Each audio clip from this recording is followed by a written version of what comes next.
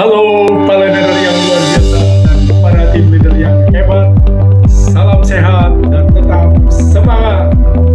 Pada video microlearning kali ini saya ingin menyampaikan tema ketiga dari 8 video tematik aksi perubahan kinerja pelayanan publik. Tema ketiga ini adalah analisis masalah dan isu strategis. Seorang servant leader akan senantiasa memiliki kepekaan dan kepedulian terhadap masalah-masalah instansinya atau masalah-masalah unit kerjanya maupun isu-isu yang berkembang di luar organisasinya atau di luar unit kerjanya. Bagaimana seorang tim leader mengidentifikasi masalah dan menganalisis masalah di unit kerjanya? Yang pertama, seorang tim leader harus memahami benar profil pelayanan publik instansinya. Yang kedua, memahami dengan jelas dan benar apa yang menjadi tugas dan fungsi atau tusinya di unit kerjanya. Dan mengidentifikasi area tusi mana yang bermasalah. Untuk mengidentifikasi area tusi yang bermasalah, dapat digunakan pendekatan 6M, yaitu Man, Money, Material, Machine and Facilities, Method and Technology, Minute. Bagaimana manpower-nya atau sumber daya manusianya, kompetensinya, kecukupannya, kemudian bagaimana penganggarannya, kecukupannya, efisiensinya, bagaimana kecukupan dan ketersediaan bahan-bahan, bagaimana penggunaan mesin-mesin dan fasilitas, serta bagaimana metode dan teknologi yang digunakan, kemudian bagaimana pengelolaan waktunya. Atau juga bisa berdasarkan proses administrasi, norma, standar, prosedur, dan kriteria, serta sikap dan perilaku pelayanan. Alat bantu yang bisa digunakan, misalnya fishbone diagram atau tabel RCA, Root Causal Analysis. Kemudian dalam coaching, peserta dibiarkan menemukan masalah seperti apa adanya di tempat kerja. Tidak dipatok harus 1, 2, 3, atau berapa masalah. Tidak juga harus selalu dicari akar masalah. Seorang peserta bisa saja hanya menemukan satu masalah di tempat kerjanya. Jika masalah itu masalah tunggal, maka dapat langsung dicarikan gagasan inovasinya. Jika terindikasi ada penyebab-penyebab masalah yang lain, maka harus diidentifikasi penyebab masalah utamanya, atau yang kita sebut dengan akar masalah. Kemudian yang kedua, mungkin saja salah seorang peserta menemukan di tempat tugasnya ada beberapa area tusi yang bermasalah, sehingga harus dicari masalah prioritas terlebih dahulu sebelum dicari akar masalahnya. Teknik untuk memilih masalah prioritas antara lain adalah teknik USG.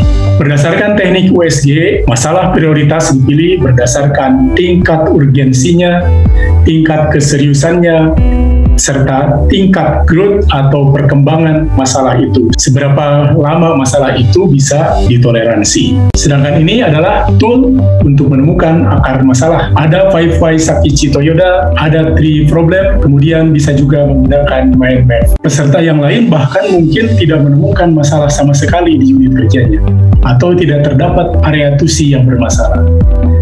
Tetapi dia ingin merespon isu-isu yang berkembang di luar unit kerjanya atau di luar organisasinya. Isu adalah sesuatu yang sedang banyak dibicarakan orang, baik di forum-forum formal maupun pembicaraan-pembicaraan informal, baik di media massa maupun di media sosial. Isu juga bisa bersumber dari materi pembelajaran atau konsepsi ideal. Isu juga merupakan sesuatu yang menjadi fokus perhatian masyarakat, misalnya berupa ekspektasi masyarakat atau sesuatu yang sedang tren di masyarakat. Isu juga bisa bersumber dari visi pemimpin. Kapan isu itu harus ditangani? Seorang pemimpin yang baik tidak harus menunggu isu itu menjadi masalah nyata. Mencegah lebih baik daripada mengobati. Selain itu, walaupun tidak menimbulkan masalah, isu perlu ditangani jika penanganan isu itu dapat meningkatkan kinerja organisasi. Nah, bagaimana jika terdapat lebih dari satu isu yang perlu ditangani? Tangani semua isu jika memang mampu dan tersedia sumber daya yang memadai. Tetapi jika tidak, pilih isu prioritas yang paling memenuhi kriteria. Kriteria memilih isu adalah dengan membandingkan isu-isu yang ada berdasarkan kriteria yang dipilih. Jika isu dianalisis berdasarkan kriteria APKL, maka akan dipilih isu mana yang paling aktual, isu mana yang paling problematik, isu mana yang memiliki kehalayakan, isu mana yang paling layak untuk ditangani. Jika isu dianalisis menggunakan kriteria ASTRID, maka isu-isu itu akan dibandingkan isu mana yang paling aktual, isu mana yang paling spesifik, isu mana yang paling transformatif, kemudian isu mana yang paling relevan dengan tugas dan fungsi, isu mana yang paling bisa ditangani secara inovatif, isu mana yang dapat ditangani dalam waktu yang tersedia.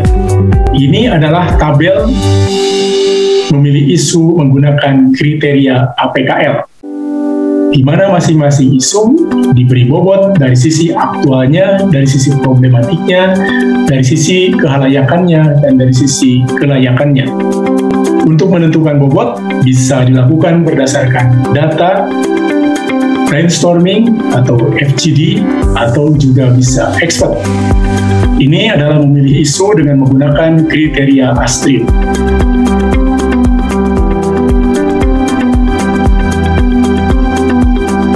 Berikutnya, memilih isu dengan menggunakan kriteria SKPD.